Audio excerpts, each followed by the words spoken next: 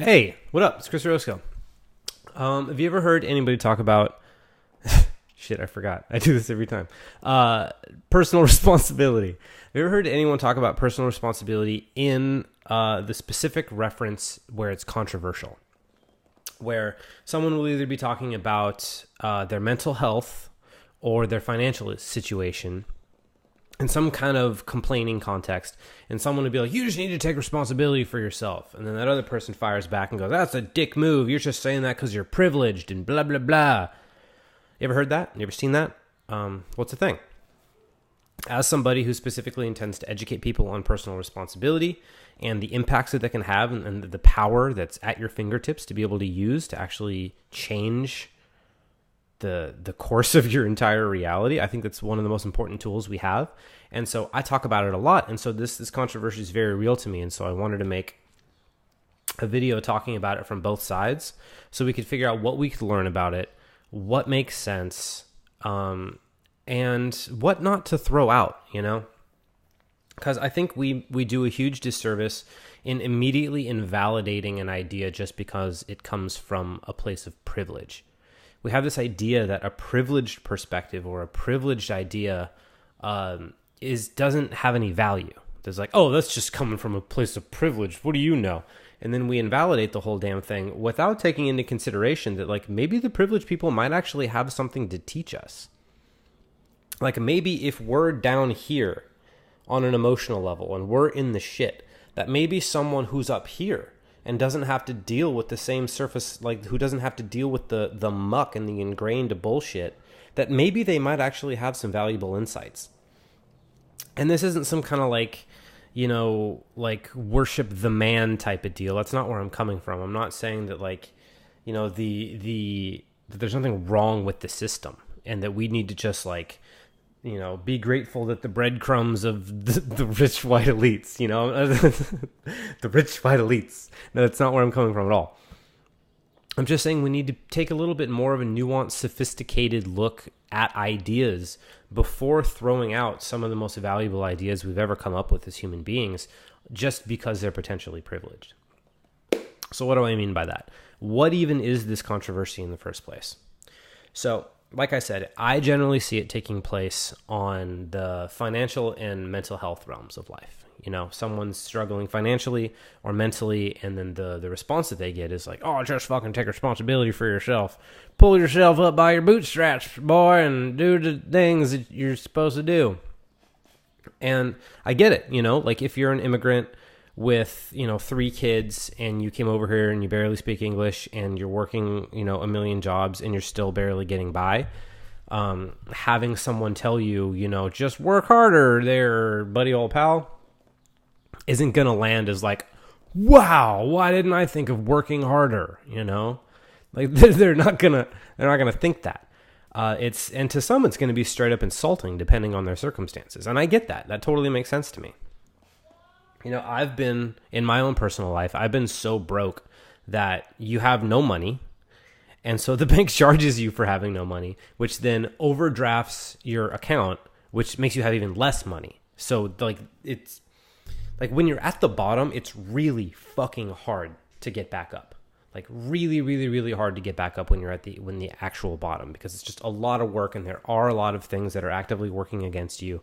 And when the people that could be helping are just saying work harder, they're not saying, okay, yeah, you're right, we do recognize your situation, we do understand how fucking difficult it is to get out of this. You know, here's what we're gonna do to meet you halfway. You know, work harder and we'll do stuff on our side. When that isn't necessarily being said, but what is being said is just work harder from the people that a lot of these people were just like handed their fortunes and didn't really have to do a lot of work in the first place to get their money. Maybe they did some work to maintain it, you know, but a lot of these people were just like born wealthy. So like, what the fuck does they have to say about like just work hard? Like, why would anybody believe that? Why would anybody think that that's valid? So I do get where the controversy comes from. I really do. And I get, and especially with mental health, you know, like there's some people, like I know people in my personal life that are that they've been so impacted by mental illness that it's completely derailed their lives. And I'm distinguishing these people from what I went through, because I went through, like, I dealt with chronic mental illness for just about all my life. I was a little kid. I'm watching Saturday morning cartoons with my dad. He goes to the bathroom, hear a thump on the ground, walk over there later, dad's dead on the ground. What the fuck? I'm 7 years old. Totally changed the direction of my life. Totally fucked my head up. And set me up to have mental illness that I would have to deal with for the rest of my life. And I did that with drugs and being rebellious and getting kicked out of my house when I was 16 and doing all kinds of really insane shit that just made my life way worse. So, because I've gone through that and I've beat it, I'm a huge champion of personal responsibility, but I'm also aware that there's other people that doesn't necessarily apply to, like bipolar is a really good example, or like borderline personality disorder or things like that. Like, I don't have those things, so I don't necessarily know what it's like, but I do have one of the strongest, wisest, most well-trained people I've ever met in my entire life has bipolar. And the impact that it has on his life. And he is by no means a weak man of weak will or weak character. And to watch what his mental illness has done to him and his family and his community it's heartbreaking. And so I know that there are some people that doesn't apply to. And this video isn't necessarily for those people, because the whole point of this is, just because personal responsibility doesn't apply to everyone, that to throw the idea out entirely is absolutely beyond wasteful. It's destructive. It's unhealthy. It's dangerous for the future of our culture and of humanity. And so I wanted to go ahead and outline the people that it doesn't apply to, because if you're going to watch this, if you're going to watch me and you're going to complain about all the people that this video doesn't apply to, then go help them, because I'm out here trying to help people. I built my studio. I did what I can do. I'm out here sharing my ideas. This is like the third time I'm recording this video because I keep forgetting concepts, and I want to make sure I cover everything so that I can help the people that I can help.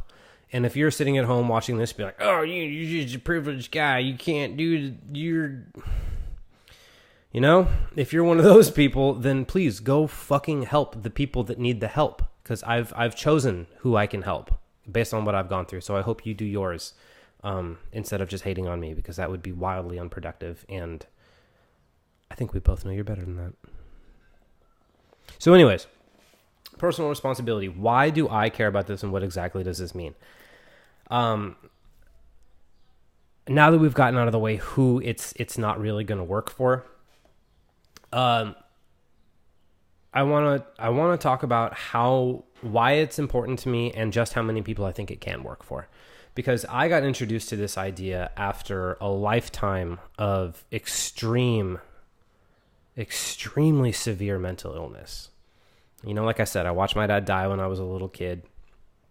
Saw him dead on the floor. And it's weird to see your dad, like, because he died taking a shit. So I look over there and I see my dad dead, face down on the floor, pants down, ass up. Like there's no more way to have your iconic hero figure like brought down any more than that. Taking a shit, dead on the floor. Like it was the most disillusioning experience I could have possibly imagined. And that happened when I was 7. And I had all these questions. I was really fucking mad. Like, I was like, holy shit. Like, okay, so not only can all the bad things in the world happen in a moment's notice, and the things that you love the most and the people that are meant here to take care of you can be taken away at a moment's notice.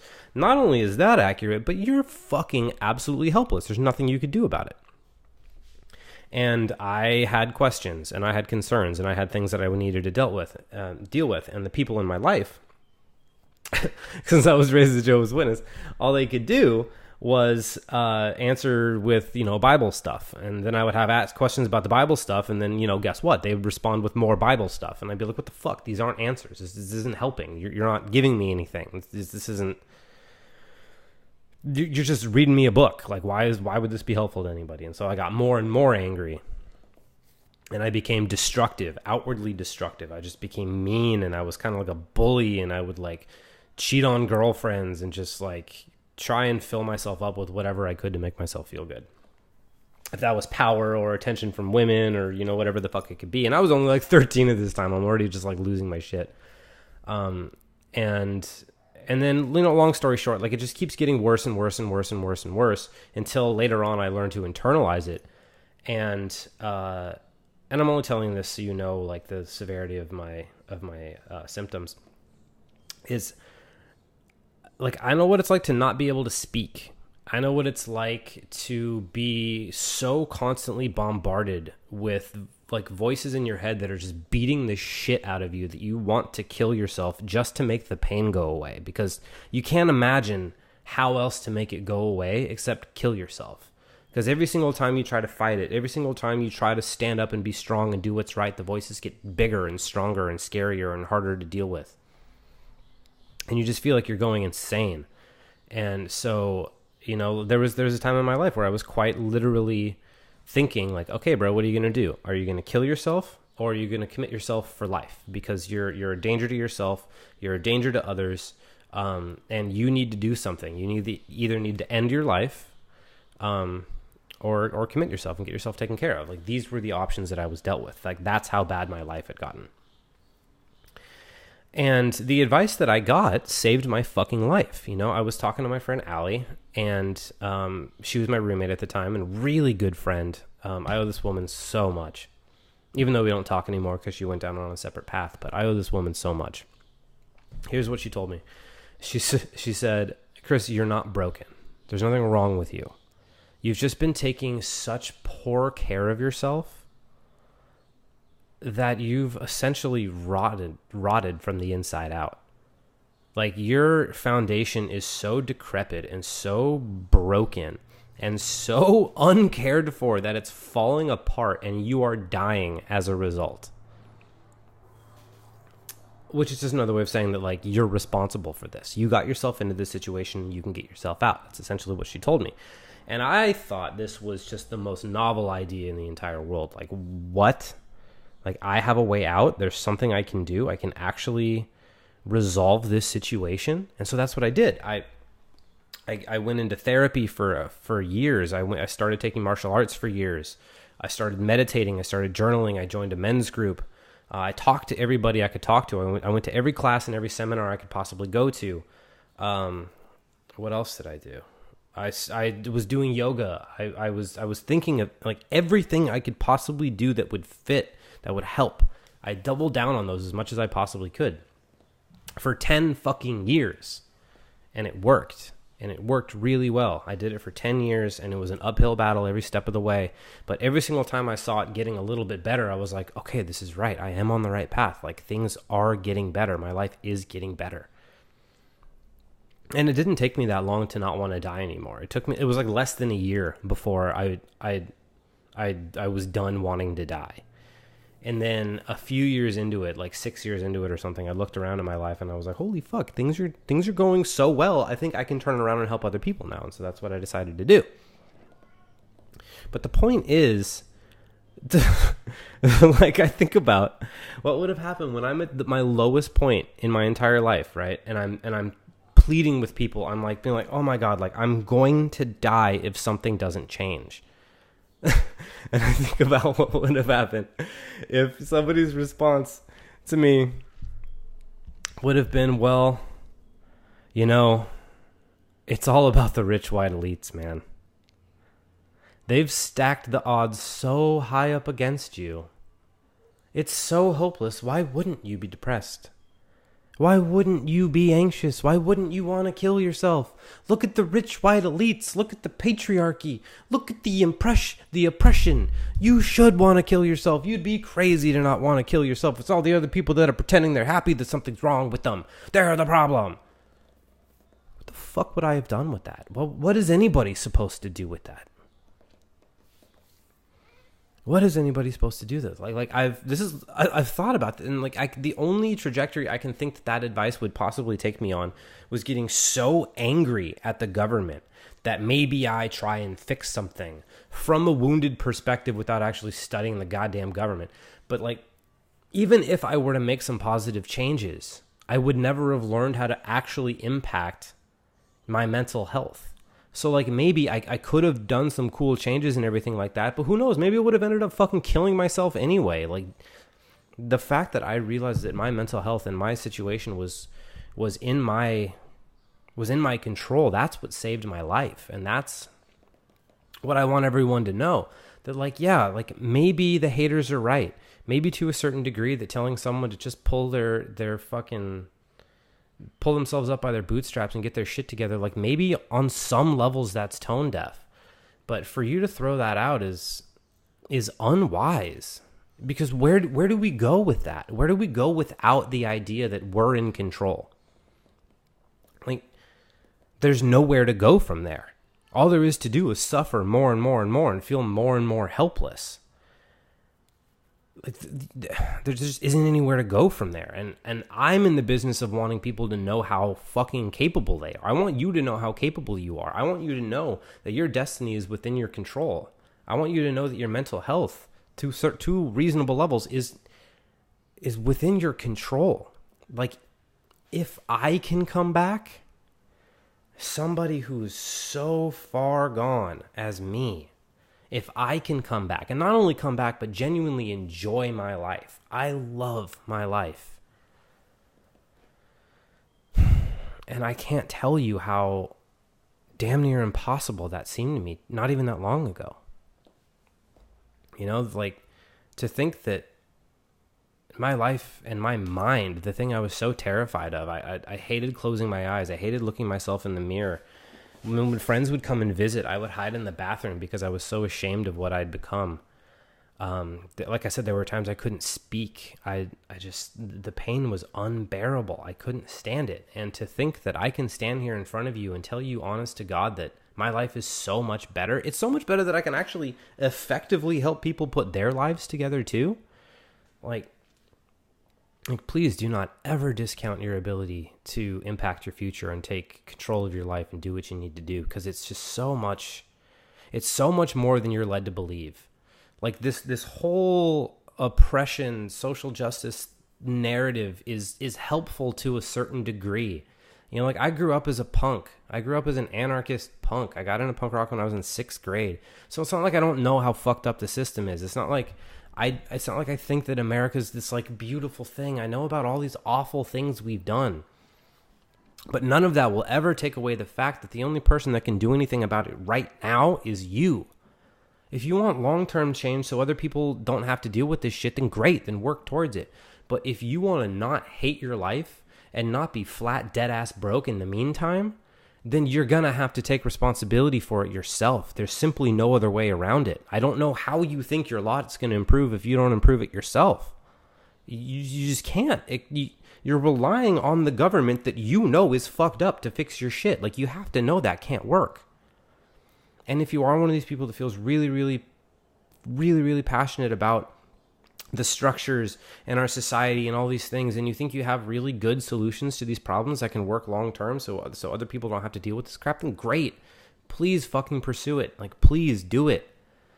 But don't shit on other people who are saying you have control, you have power, because you do. You're not nearly as helpless as you've been told. And I get what it's like to not want to take responsibility. I get what it's like to feel attacked when other people tell you that it's more or less your fault. To have to take a look around at your life and say oh my God, all these awful experiences, all these circumstances, all these things that have made me so miserable for so long, I caused those. I'm aware of the crushing weight of that realization. I know how hard that is. And I know how hard it is to try and deal with these things while you're so broke that you're in the middle of a mental breakdown and paying and working 2 jobs to pay rent while sleeping in a fucking kitchen on a mattress on the kitchen floor of an apartment in San Francisco, with the fridge door opening at 3 a.m. when people want snacks. Like, that's like, those are the circumstances I had to face these realizations under. And so I know how difficult it can be to look around at the god awful situations in your life and have to realize that you created them. I know what that's like, and it fucking sucks. And so I feel for you if that's where you're at. And I know people only wake up to this when it's time. And generally it takes a lot of pain in order to get there. But if you're one of those people that hears this and is like, you know what, dude, I think you might be right. I think there might be something to what you're saying. I think maybe I did have something to do with the way my life turned out, and I think I'm ready to make a change.